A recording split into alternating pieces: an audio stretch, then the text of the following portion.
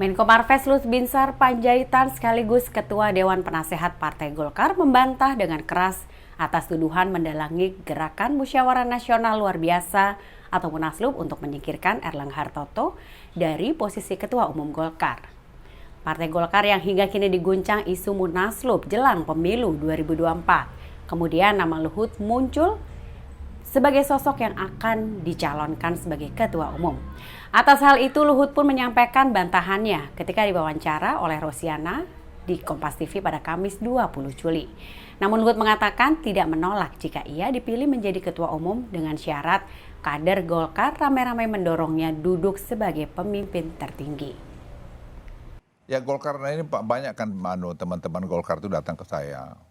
Saya nggak pernah lo kontak mereka, jadi jangan ada pikir misalnya saya telepon ini. Tadi seperti Rosi bilang, kok Pak Luhut nggak proaktif, tanggung-tanggung gitu. Bukan tanggung-tanggung, saya memang nggak ada minat untuk itu. Betul. Tapi saya lihat mereka datang, menceritakan masalahnya, saya lihat survei, saya lihat big data. Memang hemat saya, dan saya bicara dengan Pak Erlangga kan hubungan saya baik. Saya juga beri nasihat kepada saran Pak Erlangga, lebih proaktif turun ke bawah lah gitu. Kapitalisasilah kehebatan daripada Golkar ini. Tapi dari data yang kita lihat, ya memang semua angka itu kan tidak bisa bohong data itu. Survei Kompas tadi disampaikan oleh Rosi. Dan LSI dan big data kami memang menunjukkan semua angka itu tidak membaik. Begitu. Partai Golkar memperlihatkan penurunan jumlah kursi dari tahun ke tahun. Dan itu yang kita harus waspadai. Jadi, karena... sorry Pak Luhut, jadi menurut Bapak ide tiba-tiba Dewan Pakar ini mengusung ide Munaslup itu sesuatu yang perlu dipertimbangkan atau ini hanya kompor provokatif ingin menggoyang soliditas partai? Ya saya tidak mau partai ini tambah jelek. Bagaimanapun saya sudah cukup lama jadi anggota Partai Golkar ya. Ya menurut saya harus jernih melihat ini. Jernihnya seperti apa misalnya? Ya jernih melihat mau kemana Golkar ini. Golkarnya harus punya sikap. Ya punya sikap.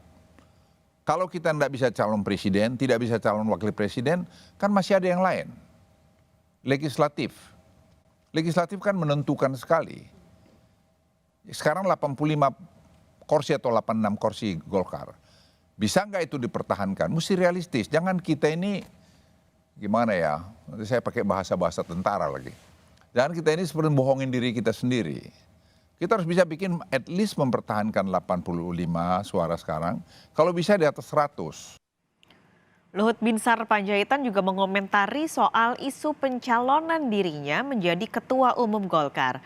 Dalam program Rosi di Kompas TV, secara eksklusif Luhut mengaku siap jika mendapat amanat untuk menjabat Ketua Umum Golkar asal tidak bertentangan dengan Ketua Umum Erlangga Hartarto. Luhut jadi calon Ketua Umum Partai Golkar. Pak Luhut mengatakan ya mau selama tidak berkelahi dengan Pak Erlangga. Ya. Gitu ya Pak? Ya. Dewan Pakar menyebut nama Bapak layak untuk menggantikan Pak Erlangga. Saya kutip pernyataan salah satu anggota Dewan Pakar Partai Golkar, ya waktu konfres kemarin, dia mengatakan orang yang duduk di pemerintahan super hebat. Siapa yang selevel dengan Pak Erlangga? Ya Opung Luhut Binsar Panjaitan. Jadi Bapak dianggap super hebat, nggak cuma super tapi hebat. Pak Ridwan Hisyam ini Bapak yang suruh ngomong ini? Oh saya kenal Pak Ridwan Hisyam ini kan juga nggak dekat. Ya. Saya nggak pernah. Untuk apa saya nyuruh-nyuruh itu? Apa sih penting? Popularitas juga nggak ada urusan buat saya. Saya kan cukup populer ya. Jadi kenapa lagi? Mau apa lagi? Jadi ya gimana ya Rosi ya. Tapi kalau dibilang super hebat, Bapak merasa apa? Saya enggak lah. Saya biasa-biasa aja. Saya sama dengan menteri-menteri yang lain.